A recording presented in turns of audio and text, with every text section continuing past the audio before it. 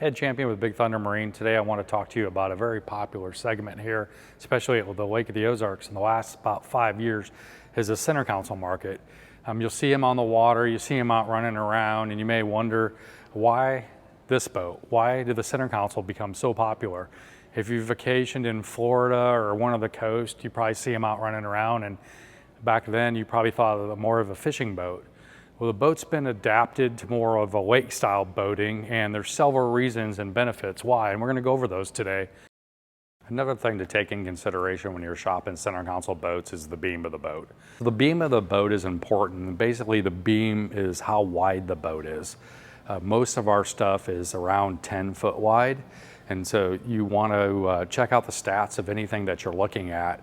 Check the beam, and that's going to take in consideration how the boat's going to ride in the water and give it some stability while it's floating. So you want to make sure something's got a little bit of beam to it. Another thing that's very important is the weight of the boat. It depends on how the boat is built, what materials are made. Almost all the center consoles nowadays are being made out of composite materials, but you want to make sure there's no wood involved in the building of the boat. It's made out of composite materials. It's got some beam to it, and you want a little bit of weight. That's going to help improve your ride. The other thing is the vinyl.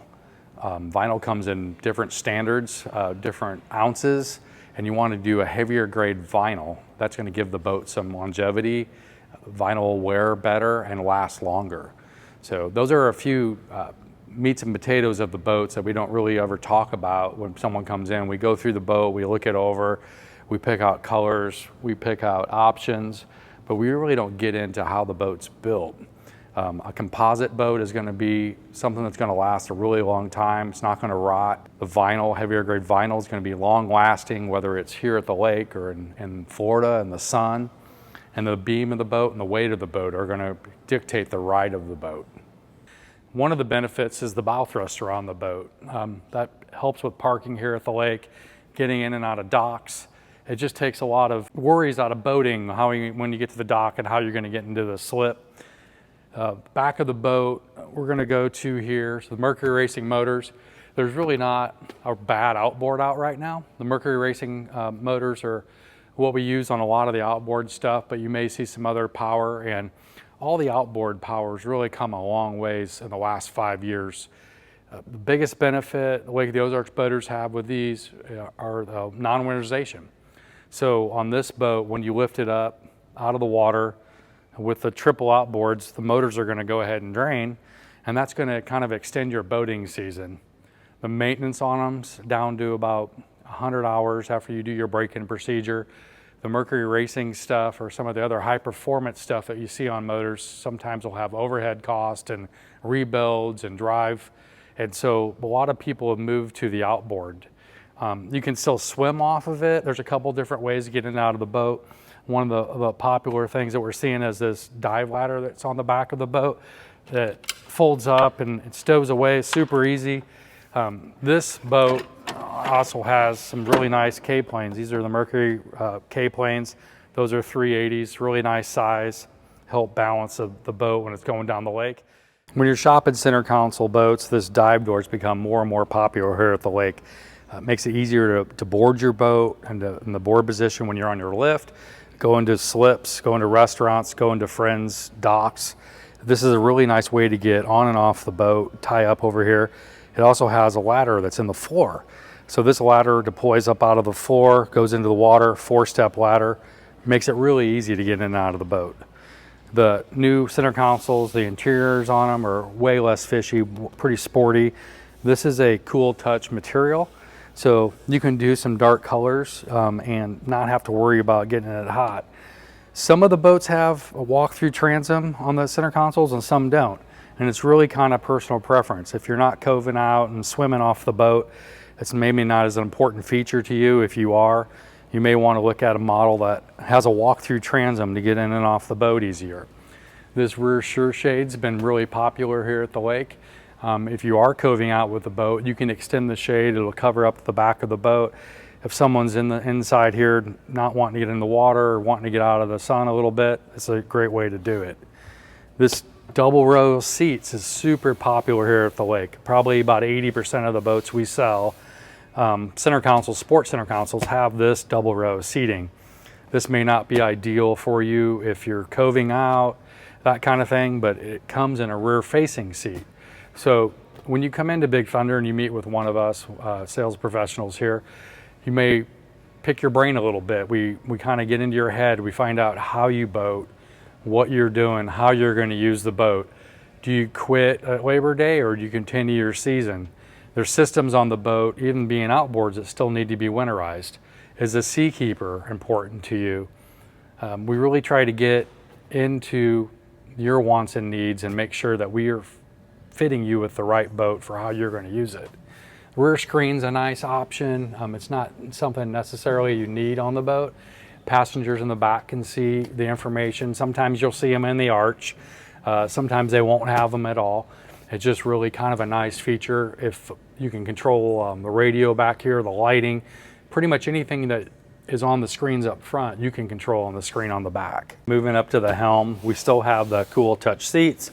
We've got a cup holder here in the center. This is where you're going to be operating the boat. This particular boat has Garmin screens, the Garmins, the Simrads, all that stuff. It really doesn't matter which manufacturer. The Garmin here is in close to Overland Park, so it's easy to get parts or anything we need updates. But as long as you have some screens here, the maps are super nice to help you get around the lake. You can drop waypoints. But we have a lot of coves. We have a lot of we have docks, places on the lake. We have 1,300 miles of shoreline, so you can set a waypoint on it, help you get back to something. It really helps if you're not familiar with the lake to be able to navigate on it. This boat has Helm AC and heat, which is a nice feature if you do want to extend your season. If you're stopping Labor Day, heat may not be important, but the AC is kind of nice to have. The bow thruster we kind of touched on is going to help control the bow of the boat. When you do a joystick boat, that's another feature or benefit that you can do on a center console. The joystick is going to have a virtual anchor. It's going to be able to control the boat. That's going to control with the motors, where this one's going to be controlled with the front of the boat, basically the bow thruster. And these shifters are digital, shift and throttle. Super easy to control, trim on the handle, trim on the back, and it's, of course, when you get your delivery, you'll go over that with the captain.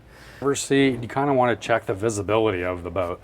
This boat in particular has a glass windshield. Other center consoles may have a plastic or a Lexan windshield, may not go all the way to the top, and that may not be important for you sitting in the boat in nice weather, but if you happen to get caught in the rain, it sure is nice if the glass goes all the way up. And this one actually has a vent in it, so you can go both ways. This one, you can run down the lake if you're getting super hot. It's got an electric vent in it. You can open it up. If we get caught in a rainstorm, which happens here at the lake, you can be running 1 minute and it's beautiful. The next minute you're in a downpour. You actually have an enclosed helm which goes all the way up, and you're not going to get wet, have rain blowing in you, causing problems being able to see. The bars are in the corners on this. There's no bent glass in this boat. It's a flat, plain glass helm. Sometimes you'll get into a boat that has maybe a curved windshield or a plastic windshield, and it'll be distorted in the corners or the sides. We really don't have any blind spots in this windshield other than the posts that are supporting the glass, and really there's no way to get away from some kind of support for the top and the glass. So we're going to move up to the bow of the boat. This is where storage becomes important. You want to look for a nice comfortable front seat. There's storage underneath this as well. There's coolers. You want to have an area where everyone can kind of hang out and enjoy themselves. We've got storage areas. You've got floor boxes that are macerated and insulated. Some of your center consoles are going to have some floor storage. Some of them aren't. Some of them are going to run the length of the boat. These are compartmentalized and they're on a macerator. So you can keep wet items in one box and not have it transfer to the other, and you can actually pump them out, which is really nice. We've got an electric front table here. You've got some speakers in the front. You've got an electric windlass up there, and then you've got some USB chargers and some more storage. So you've really got to look at how you're boating, what you need to store, places for bumpers, ropes, life jackets, and people really is what the four important things are, and the driver's visibility. All the center consoles are going to have some kind of head area or storage area. So you want to pick the boat that matches what you're going to do. If you don't need a whole cabin down here, you just need a storage area. A lot of our customers don't use the head. This happens to have a porcelain head in it. It has a nice bed area. It has a lot of storage. It does have heat and air. So it really just kind of pick features and benefits at how you're going to use your boat. This has an onboard battery system, has an inverter system, super easy to run and use.